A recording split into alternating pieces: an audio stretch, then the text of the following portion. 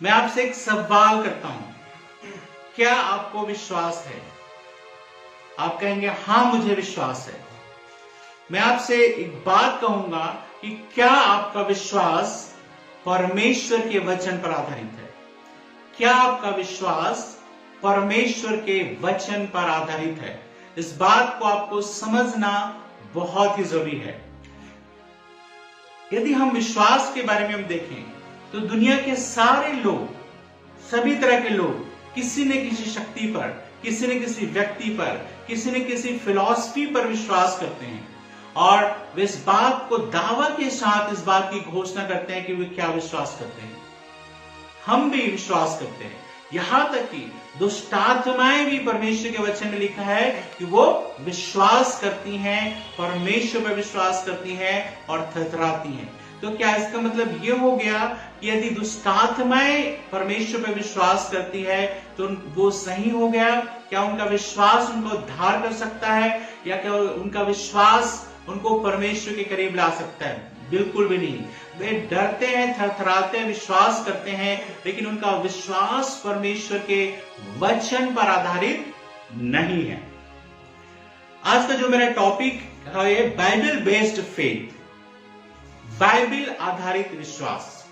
जैसे कि अभी हमने आपके सामने इस बात को रखा कि हर व्यक्ति विश्वास करता है, लेकिन क्या आपका और मेरा विश्वास परमेश्वर के वचन के अनुसार है या नहीं? इस बात को पूरी तरह से हमें जांचना, समझना बहुत जरूरी है। विश्वास एक बहुत ही बड़ा सब्जेक्ट है, टॉपिक है, और सारी बातों को हम इस समय पूरी बातों को हम नहीं सीख सकते, लेकिन कुछ बातों को, कुछ तत्व को इस समय हम लाएंगे इस परमेश्वर के वचन के आधारित कि ये विश्वास जब बाइबल कहती है तो ये क्या है विश्वास।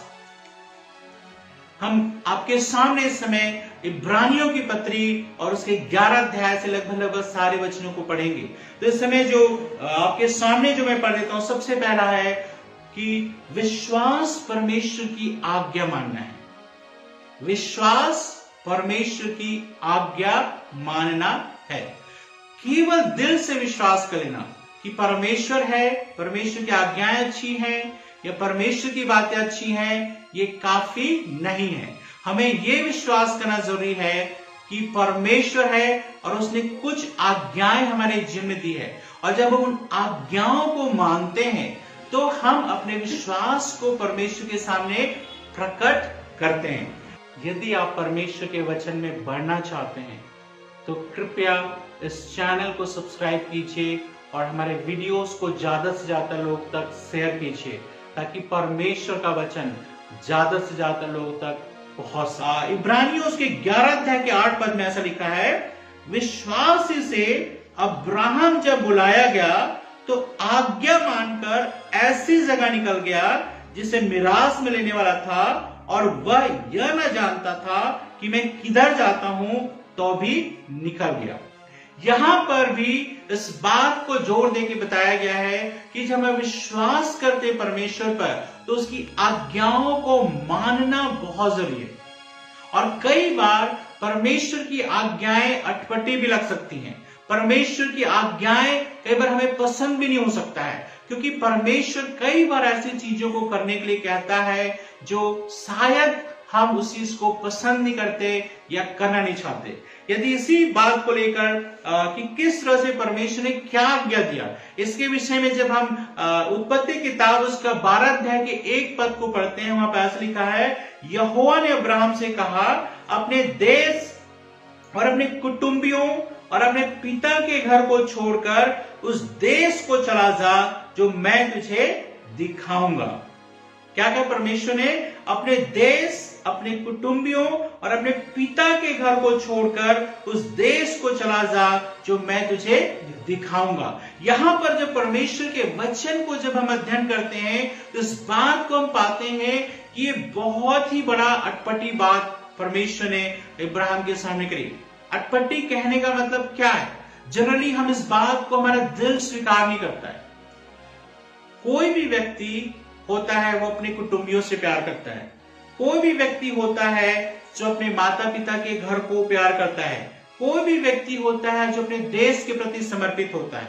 लेकिन यहां पर परमेश्वर कह रहा है कि अपने देश को भी छोड़ दे, कुटुंबियों को भी छोड़ दे, और अपने पिता के घर को भी, जो इनहेरिटेंस है या जो संपत्ति उसकी है, उसको भी तुम क्या करो, छोड़ दो, और जा करके ऐसी जगह में जाओ जो मैं जब तुम्हें दिखाऊंगा। अभी परमेश्वर ने प्रकट नहीं किया है कि वो कहां ले जाना चाहता है, लेकिन परमेश्वर का वचन कहता है कि वो उस जगह में, वहां पर उसको जाना है। और यहां पर कहता है कि यहां पर अब्राहम ने क्या किया, अपने घर से जब निकला तो उसके सामने पूरी पिक्चर क्लियर नहीं है, मतलब क्या कुछ होने वाला है, परमेश्वर क्या कुछ ले जाने वाला है, कहां ले जाने वाला है, क्या कुछ करने वाला है। यदि हम देखें इस बात को तो अब्राहम को पूरी बातें क्लियर नहीं थी। अवश्य ही कई बार हम चाहते हैं कि परमेश्वर जब हमें कुछ काम करने के लिए कहे तो पूरी बातों को क्या करे, वो प्रकट करे, शुरू से लेकर अंत तक हम सारी बातों को जानना चाहते हैं। जब हम इसी को इब्रानियों से 11 अध्याय के और उसके 8 पद को दोबारा पढ़ेंगे तो यहाँ पर लिखा है, विश्वास से अब्राहम जब बुलाया गया तो आज्ञा मानकर ऐसी जगह निकल गया जिसे मिरास में लेने वाला था, और यह न जानता था कि मैं किधर जाता हूं। देखिए यहां पर परमेश्वर का वचन कहता है कि अब्राहम को पूरा स्पष्ट रीति से पूरे आगे की चीजों का क्लियर नहीं था, पूरे स्पष्ट पिक्चर उसके सामने नहीं था, लेकिन लिखा है तो भी वो निकल गया। तो परमेश्वर हमारी अगुवाई कैसे करता है? बहुत बार परमेश्वर हमें कुछ करने के लिए कहता है और हम उन बातों को करना नहीं चाहिए, क्योंकि अब्राहम अभी अपने फादर के घर में क्या है, सेटल्ड है। वो वहां पर उसको सब चीज अच्छा लग रहा है, अपने कुटुंबियों के बीच में, अपने देश में है, सब कुछ। अब्राहम शायद प्रार्थना कर सकता था कि प्रभु यहां पर मैं जब हूं तो प्रभु यहीं पर जो आप आशीष देना चाहते हैं वो आशीष आप मुझे दे दे। लेकिन परमेश्वर ने कहा कि जो आशीष मैं तुम्हें देना चाहता हूं उसके लिए तुम्हें क्या करना पड़ेगा, यहां से निकल करके उस जगह में जाना पड़ेगा जिस जगह के जो आने वाले समय में तुम्हें दिखाऊंगा। तो यहां पर अब्राहम ने परमेश्वर की आज्ञा का पालन किया, और जो उसके सामने प्रकट था, अभी पूरी पिक्चर प्रकट नहीं थी, लेकिन जो उसके सामने परमेश्वर ने बताया था वो करते गया, और आगे जाकर उसको आगे मार्ग दिखता गया। कई बार यही चीज परमेश्वर हमारे जीवन में करता है। कई बार पूरी बातें परमेश्वर हमें शुरू में शायद नहीं बताता है, कईयों को शायद परमेश्वर बता दे, लेकिन बहुतों को परमेश्वर पूरी बातें नहीं बताता है कि जीवन में क्या कुछ होने वाला है या क्या कुछ करने वाला है।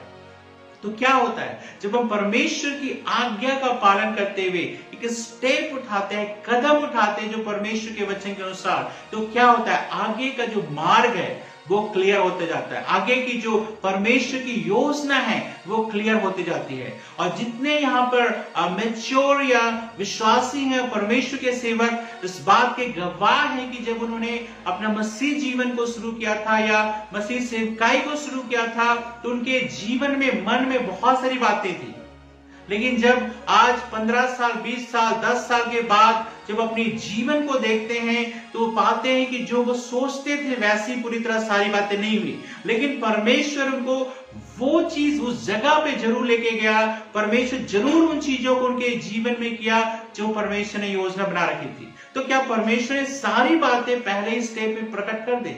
नहीं, आपको विश्वास चाहिए, परमेश्वर की बातों पे भरोसा चाहिए, परमेश्वर की आज्ञा का पालन करने के लिए। यहां पर बहुत ही बड़ा मुश्किल एक समस्या को हम देख सकते हैं कि किस तरह से अपने परिवार को, कुटुंबियों को, देश को छोड़ करके जाना बहुत ही मुश्किल है। और यहां तक कि लिखा है कि परमेश्वर ने कि अब्राहम जो है अपने पिता को कुछ दूर तक ले गया और वहां पर उसका पिता वहीं पर खत्म हो गया और आगे वो नहीं बढ़ पाया, और उसके बाद परमेश्वर उसको फिर से दर्शन देता है। और अब्राहम ने एक और किया, अपने भतीजे लूत को भी अपने साथ रखा।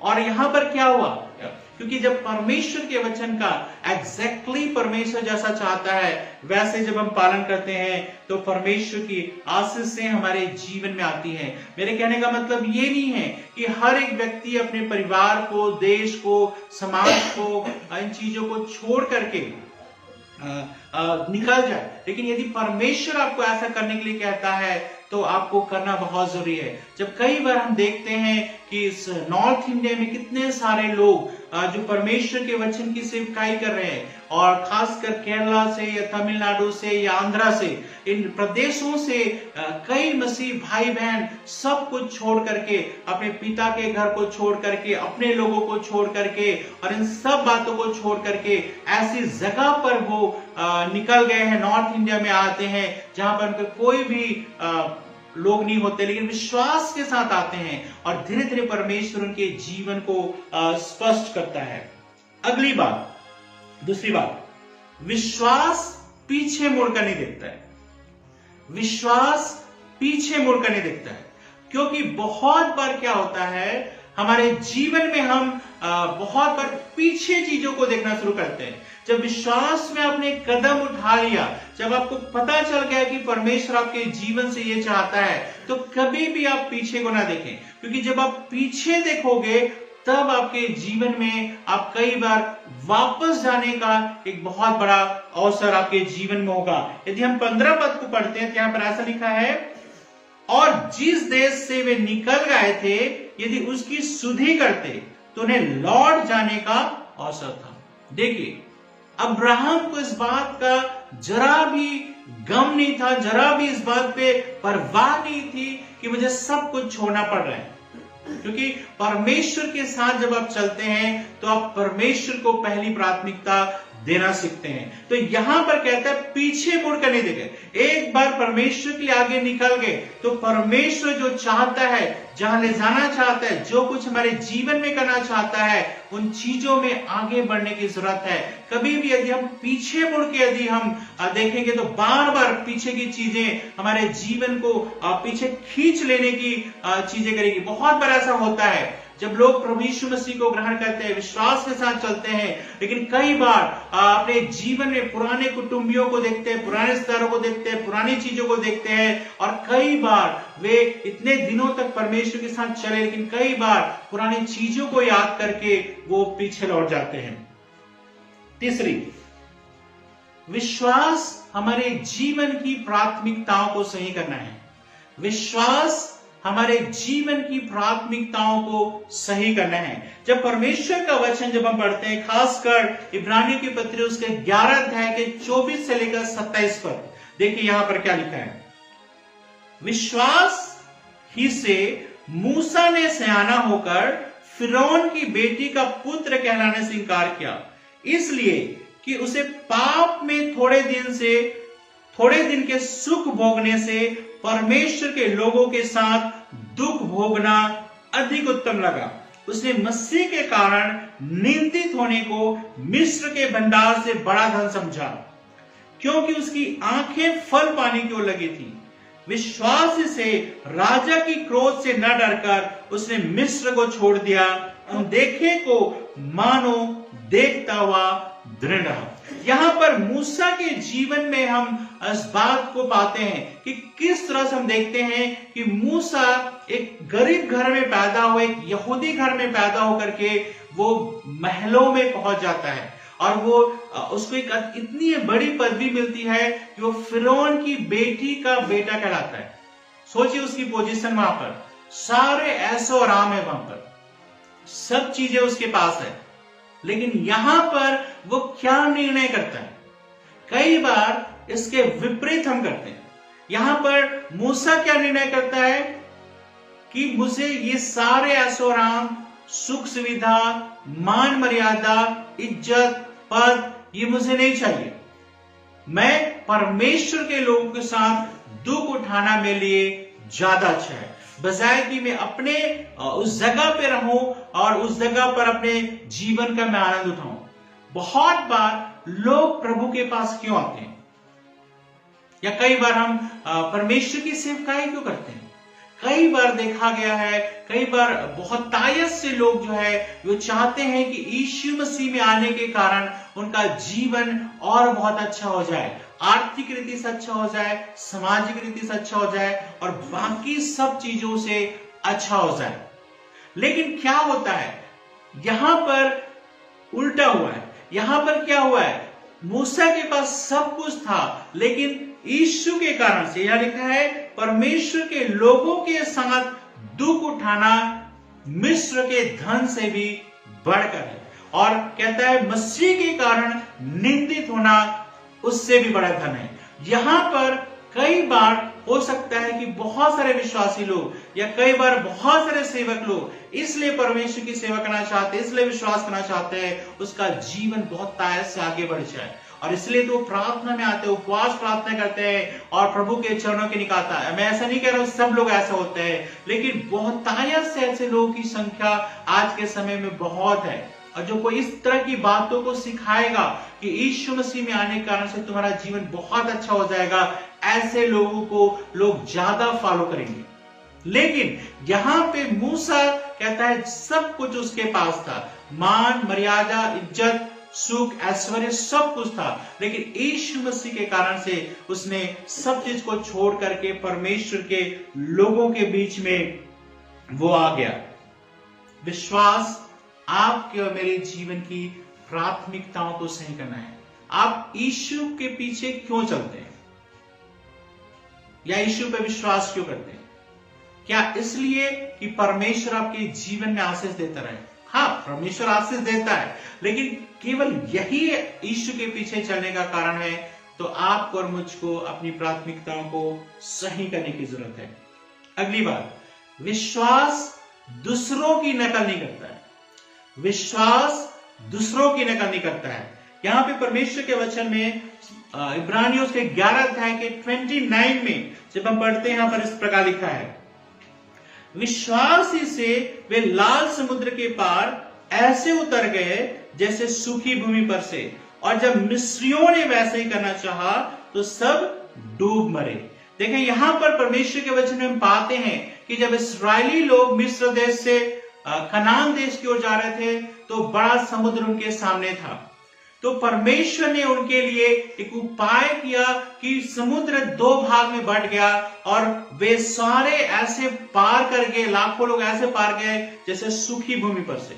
लेकिन क्या हुआ, जब मिस्रियों ने देखा कि समुद्र 2 भाग में बंट गया है, तो उन्होंने सोचा कि जिस तरह से इस्राएली लोग समुद्र के बीच से पार हो गए, हम भी पार हो जाएंगे।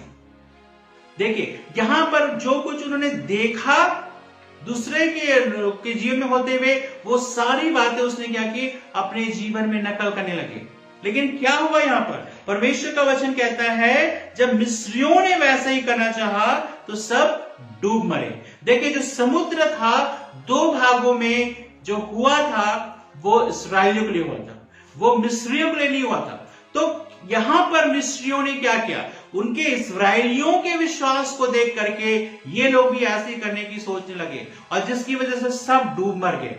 अब देखिए, हम प्रैक्टिकली अपने जीवन में क्या करते हैं, चाहे हम परमेश्वर के सेवक हो चाहे हम विश्वासी हो, कई बार जब हम टेस्टिमनी देते हैं या कई बार हम अपने जीवन की गवाही देते हैं, तो लोग गवाही को किस तरह से लेते हैं इसको समझना बहुत जरूरी है।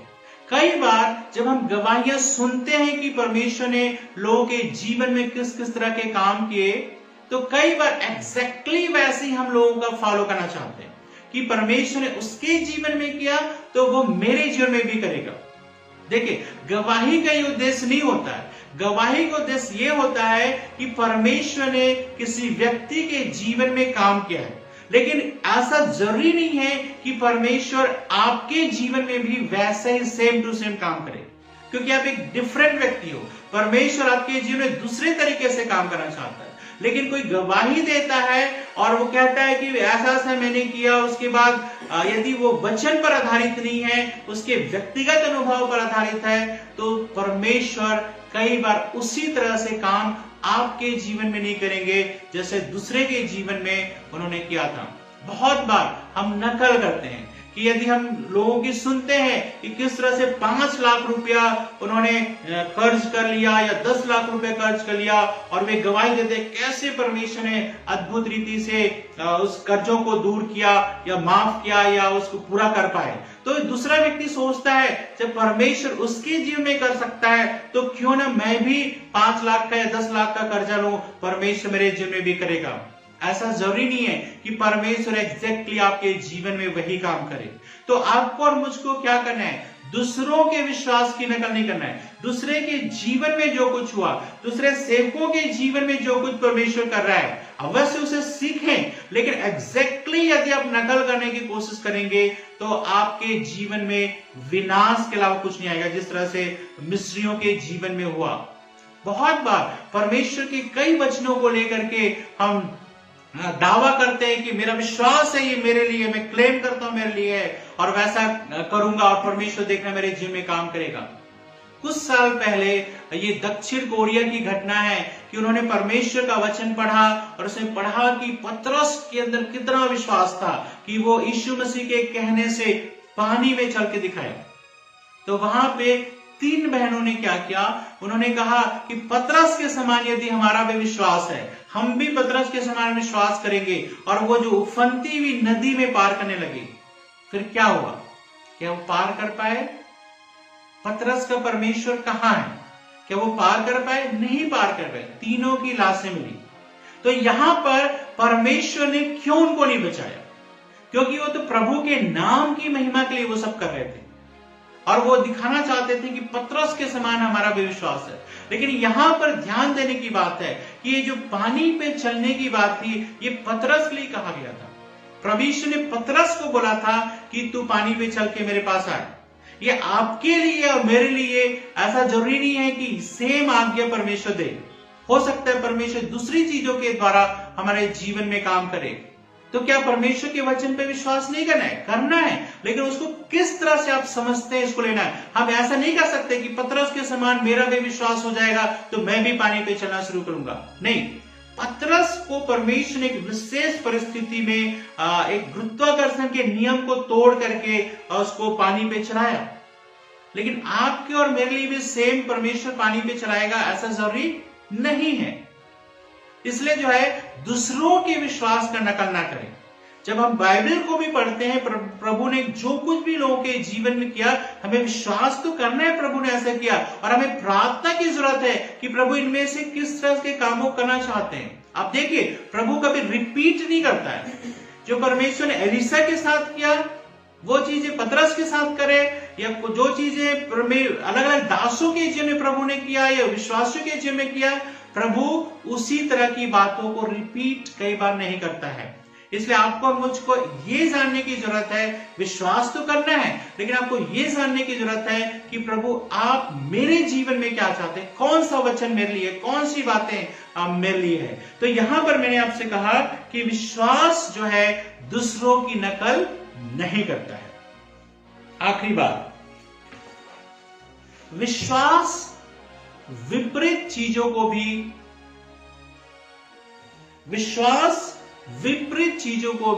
स्वीकार करता है। विश्वास विपरीत चीजों को भी स्वीकार करता है। कई बार हम अपने जीवन में इस बात को अच्छी तरह पाते हैं, और खासकर वे लोग जो मसीह अगुवे हैं, मसीह में परिपक्व हैं, इस बात को अच्छी तरह से जानते हैं कि कई बार जो कुछ उन्होंने सोचा था, जो कुछ उन्होंने प्रार्थना किया था, उसके अनुसार उनके जीवन में नहीं हुआ, लेकिन कुछ अलग बातें हुई। कई बार वो अच्छाई के लिए प्रार्थना कर रहे थे, लेकिन उनकी प्रार्थना सुनी नहीं गई, उनके जीवन में अच्छाई नहीं हुई, लेकिन उनको कई कष्टों से, मुसीबतों से, पीड़ाओं से गुजरना पड़ा। तो क्या उन्होंने विश्वास को छोड़ दिया? आज के समय में यही होता है।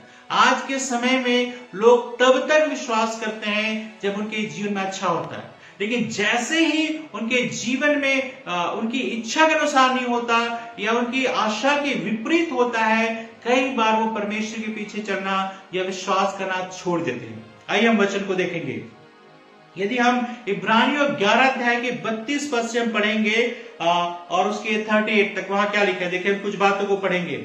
32 में ऐसा लिखा है, अब और क्या कहूं, क्योंकि समय नहीं रहा कि गिदोन का और बाराक और सिमसोन का और यिप्ता का और दाऊद और शमूएल का और भविष्यवक्ताओं का वर्णन करूं। अब देखिए क्या क्या हुआ। इन्होंने विश्वास ही के द्वारा राज्य जीते। देखिए उनके विषय में क्या गवाही दी गई, विश्वास के द्वारा एक पॉजिटिव काम इनके जीवन में हुआ। वो क्या वो कहता है, विश्वास के द्वारा राज्य जीते, धर्म के काम किए, धार्मिकता के काम किए विश्वास के द्वारा। प्रतिज्ञा की भी वस्तुएं प्राप्त की। परमेश्वर का वचन या प्रतिज्ञा उनके जिन्हें पूरी हुई। देखिए, ये विश्वास के पॉजिटिव स्वरूप है, सकारात्मक स्वरूप है कि जो कुछ उन्होंने किया विश्वास के द्वारा, राज्य को जीता और धार्मिकता के काम किए, प्रतिज्ञा की व्यवस्था प्राप्त की, और यहां तक कि लिखा सिंहों के मुंह को बंद किया। देखिए, इतना बड़ा चमत्कार परमेश्वर उनके जीवन में किया। कहता है सिंह का मुंह भी बंद हो गया। कैसे? विश्वास के द्वारा। और आगे क्या लिखा है? आग की ज्वाला को ठंडा किया, है ना। ये कहानी शद्रक मेशक अबेदनगो के विषय में, सिंह दानियल के विषय में, और यहां पर आग की ज्वाला को ठंडा करना शद्रक मेशक अबेदनगो के लिए है कि किस तरह से विश्वास के साथ उन्होंने इन परिस्थिति का सामना किया। कहता है आग की ज्वाला भी ठंडी हो गई, तलवार की धार से बच निकले। यहां पर कहता है जब उनके जीवन में कई लोग नुकसान पहुंचाना चाहते थे, मारना चाहते थे, लेकिन वे बच निकले। किसके द्वारा? विश्वास के द्वारा।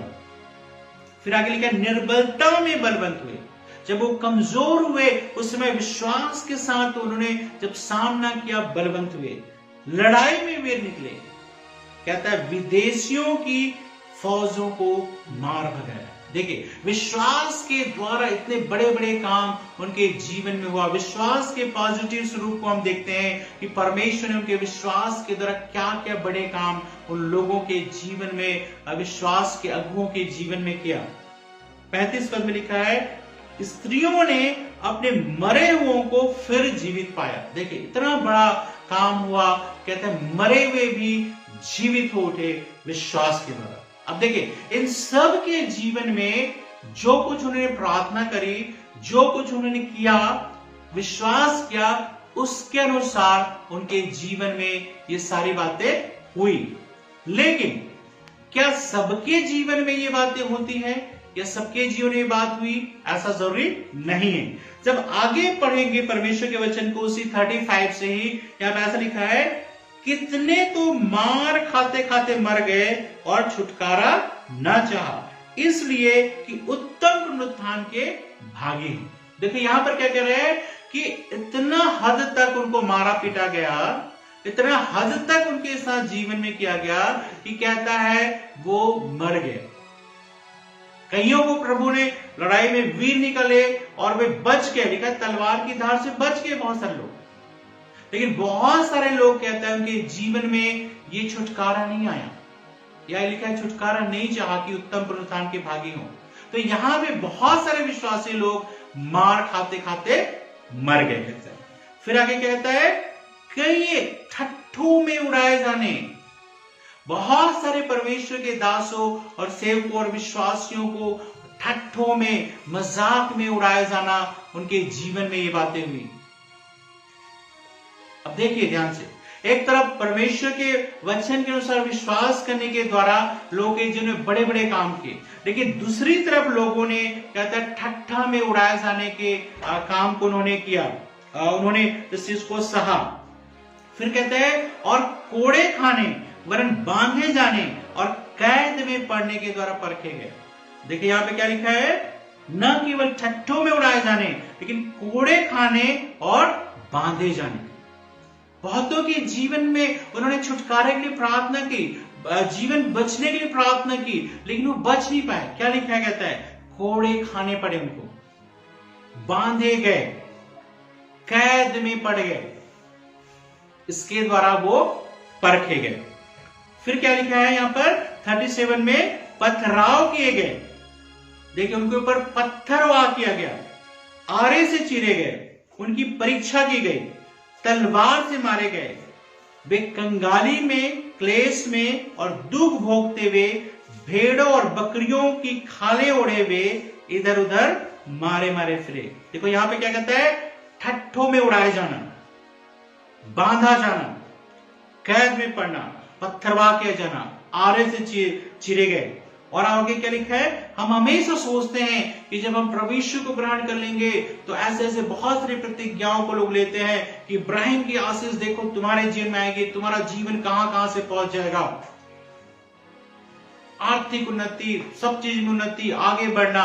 ठीक है, परमेश्वर करता है, लेकिन यहां पर क्या लिखा है कि वे कंगाली में, क्या वे विश्वासी नहीं थे कि उनको कंगाली में जीवन बिताना पड़ रहा है? कई बार ऐसे तो होता है, जब हम लोगों के लिए प्रार्थना करते हैं, उनसे कहते हैं कि विश्वास करो तो तुम चंगे हो जाओगे, विश्वास करो तो तुम्हारी कमी घटी पूरी हो जाएगी। और जब उनके जीवन में उस काम को नहीं होते हुए देखते हैं, हम उनको हमेशा एक दोष लगाते हैं और कहते हैं कि तुम्हारे विश्वास की वजह से ऐसा हुआ, तुम्हारे अंदर विश्वास की कमी इसलिए चंगे नहीं हुए, तुम प्रार्थना में विश्वास नहीं है इसलिए तुम्हारे जीवन में काम नहीं हुआ। लेकिन ऐसा जरूरी नहीं है। मैं नहीं कह रहा हूं प्रभु विश्वास के द्वारा चंगाई नहीं देता है या आर्थिक आशीष नहीं देता है, बिल्कुल देता है। प्रभु हमारे जीवन को आगे बढ़ाता है। लेकिन कई बार कईयों के प्रार्थना करने के बावजूद भी कहता है यहाँ पे वे कंगाली में होकर गए, क्लेश में, है ना, चारों तरफ मुसीबतें उसके जीवन में, और कहते हैं दुख भोगते हुए जीवन बचाने के लिए भेड़ों और बकरियों की खाले ओढ़े हुए इधर उधर मारे मारे फिरे। और कहता है जंगलों और पहाड़ों और गुफाओं में और पृथ्वी के दरारों में भटकते फिरे, संसार उनके योग्य ना था। देखिए कि प्रभु यीशु के कारण से क्या करना पड़ा, कहता अपने जीवन बचाने के लिए वहां इधर उधर मारे मारे फिरे। ऐसी भी परिस्थिति उनके जीवन में आई। तो एक तरफ पॉजिटिव बात है कि विश्वास के द्वारा क्या क्या बड़े बड़े काम किए, लेकिन दूसरी तरफ वे लोग हैं जो अपने जीवन में हमेशा मुसीबत, कठिनाई, पीड़ा को अपने जीने पाते हैं, जबकि इतना विश्वास अच्छा है, इतना जब कुछ सब कुछ अच्छा है, लेकिन फिर भी वो अपने जीवन में कई बार जो संसारिक आशीषों को नहीं देखते हैं। तो कई बार हम बोलते हैं नहीं तुम्हारा विश्वास ऐसा है इसलिए ऐसा नहीं हुआ, ऐसा जरूरी नहीं है। कई बार बहुत सारे लोग तो बड़े बड़े काम को देखेंगे अपने जीवन की, बहुत सारे लोग हो सकते हैं अपने जीवन में प्रभु की उपस्थिति को देखें, लेकिन दूसरी शायद आशीषों को अपने जीवन में ना देखें। अवश्य परमेश्वर आशीष देना चाहता है, लेकिन शायद ना देखें। तो क्या बाइबल ये कहती है कि जिन्होंने नहीं पाया या जो कंगाली में होके गए, क्लेश में होके गए, अपना जीवन बचाने के लिए मारे मारे फिरे, तो क्या विश्वासी नहीं है? परमेश्वर का वचन दोनों को समान रूप से विश्वासी कहता है। जिन्होंने विश्वास के द्वारा बड़े बड़े काम किए वो भी विश्वासी हैं, लेकिन जो लोग इन सब समस्याओं में, कठिनाई में, पीड़ा में भी यीशु के साथ बने रहे, तो उनके जीवन में कितनी भी कठिन परिस्थितियां आई और उन्होंने विश्वास के साथ सामना किया, कुछ भी कंप्लेन करना करते अपने जीवन को भी उन्होंने न्यौछावर कर दिया। तो इस तरह के विश्वास को भी स्वीकार करने के लिए एक विश्वासी जो है तैयार होना बहुत जरूरी है। अवश्य ही परमेश्वर हम सबके जीवन को आशीष देते हुए उठाते हैं, लेकिन कई बार हमें इन बातों को जब हम नहीं पाएंगे तो कई बार हम निराश हो जाएंगे, कई बार हम मुश्किलें पड़ जाएंगे, कई बार हमें लगेगा क्या हमारा विश्वास नहीं है, या कई बार लोग दोष देना शुरू करेंगे कि तुम्हारे अंदर विश्वास नहीं है। लेकिन मैं एक बात तो कहना चाहता हूं कि मेन बात जो परमेश्वर चाहता है वो है, चाहे आपके जीवन में आप बड़े बड़े काम को देखें, चाहे अपने जीवन में बड़े बड़े कामों को होते हुए न देखें, दोनों ही परिस्थिति में यीशु में बने रहना, परमेश्वर में बने रहना, ये आपको विश्वास होने का अधिकार देता है। ये विश्वास होने की बात को प्रूफ करता है। बाइबल आधारित विश्वास, लोगों के समान विश्वास नहीं। लोग आजकल सब लोग बोलते हैं कि हम विश्वास करते हैं, लेकिन क्या परमेश्वर के प्रति डेडिकेटेड है? पहली बात मैंने बोला कि क्या वे परमेश्वर की आज्ञा को मानने को तैयार हैं। एक व्यक्ति विश्वास कर सकता है कि परमेश्वर मुझे आर्थिक आशीष देगा, लेकिन जब उसकी बारी आती है, परमेश्वर के वचन के अनुसार टाइथ देने की बात आती है, वो उस बारे में विश्वास नहीं कर पाता। वो सोचते मेरे पास इतना कम पैसे हैं, मैं कैसे मेरे घर की जरूरतें पूरी होंगी। तो यहां पर आपका विश्वास दिखता है कि यदि आप विश्वास तो करते प्रभु मेरी आर्थिक जरूरतों को पूरा करेगा, लेकिन जब इस बात की बारी आती है कि परमेश्वर की आज्ञा पालन की बारी आती है, तब हम उस बात को हम बिल्कुल भूल जाते हैं कि हमें परमेश्वर की आज्ञा का पालन करना है। तो केवल प्रतिज्ञाओं को लेना नहीं, परमेश्वर की आज्ञाओं को भी पालन करना विश्वास है। फिर आगे कहता है विश्वास, दूसरी बात हमने देखी कि विश्वास कभी भी पीछे मुड़ के नहीं देखता है, क्योंकि पीछे मुड़ के देखोगे आपके मेरे जीवन में लौट जाने का आवश्यकता करता है। जब मसीह के साथ अपने जीवन शुरुआत किया, चाहे आपके चारों परिस्थिति कितनी भी कठिन हो, मुश्किल हो, परिवार का विरोध हो, समाज का विरोध हो, या कोई और अन्य कठिनाई आपके जीवन में हो रही है, पीछे मुड़ के मत देखो। प्रभु आपके जीवन को हमेशा वहीं नहीं रखेगा। एक दिन ऐसा समय आएगा जब प्रभु आपके जीवन को आगे बढ़ाएगा। और तीसरी बात देखिए कि विश्वास जो है प्राथमिकताओं को पूरा करना है। जिस तरह से मूसा के जीवन में हुआ कि उसके सामने सारी अच्छी परिस्थिति थी, लेकिन अच्छी चीजों को छोड़ करके यीशु मसीह के साथ निंदित होने के लिए तैयार हो गया, परमेश्वर के लोगों के साथ दुख उठाने को तैयार हो गया। कई बार हम नीचे से ऊपर उठने के लिए प्रभु के पास जाना चाहते हैं, लेकिन मूसा ने विश्वास को दिखाया कि ऊपर था, अपने आप को नीचे कर लिया ताकि परमेश्वर के साथ बने रहे। चौथी बात हमने सीखी वो यह है कि विश्वास दूसरों का नकल नहीं करता है। कई बार हम दूसरे के विश्वास को लेकर के प्रार्थना करते हैं, या दूसरे के विश्वास को देख करके, गवाहियों को सुन करके कई बार हम सोचते हैं कि प्रभु एग्जैक्टली मेरे जीवन में ऐसे ही काम करेगा। लेकिन हमने सीखा कि जरूरी नहीं है कि परमेश्वर एग्जैक्टली उन बातों को करें। और आखिरी बात यह है कि विश्वास विपरीत चीजों को भी स्वीकार करता है। वो इस बात में नहीं कहता है कि यदि मैं विश्वास करता हूं तो सब कुछ मेरे जीवन में अच्छा अच्छा होना चाहिए, जिस दिन बुरा हो गया उस दिन मैं प्रभु के पीछे नहीं छोड़ूंगा, तो प्रभु के पीछे नहीं चलूंगा। कई बार ऐसा होता है जब हमारे परिवार में ऐसी घटनाएं हो जाती, कई बार हमने देखा है कि कई बार किसी के परिवार के हमने प्रार्थना कर रहे हैं, उनको चंगाई नहीं आती है और उनकी मौत हो जाती है, तो वो परिवार कई बार बिल्कुल परमेश्वर के पास आना छोड़ देता है। तो क्या हम विश्वासी हैं? ऐसे तो हम बड़े बोलते हैं कि हम विश्वासी हैं, लेकिन जब कठिन परिस्थिति आती है, हमारे इच्छानुसार जब नहीं होता है, तो भी हम विश्वास करते हैं। ये सबसे बड़ी बात है। तो ये चीज आपको और मुझको अपने जीवन से देखना है, जानना है कि क्या आपका और मेरा विश्वास परमेश्वर के वचन पर आधारित है, या केवल हम अपने इच्छानुसार विश्वास करते हैं। आइए हम प्रार्थना करेंगे। परमेश्वर पिता, इस वक्त प्रभु हम में से हर एक को पिता आपके हाथों में सौंपते हैं। पिता परमेश्वर, इस समय हर एक देखने वाले को प्रभु से, और हर एक जो ऑफलाइन देखेंगे पिता, उन सब को यीशु के हाथ में सौंपते हैं। प्रभु धन्यवाद। और प्रभु जो कुछ भी वचन से आज हमने बातें करी, हर एक के जीवन में प्रभु से काम होने पाए, और प्रभु तेरे नाम की महिमा होने पाए। आशीष दीजिए, अनुग्रह कीजिए, कृपा कीजिए। धन्यवाद के साथ प्रभु यीशु के नाम से, आमीन। धन्यवाद। परमेश्वर का वचन हमारे साथ सीखने के लिए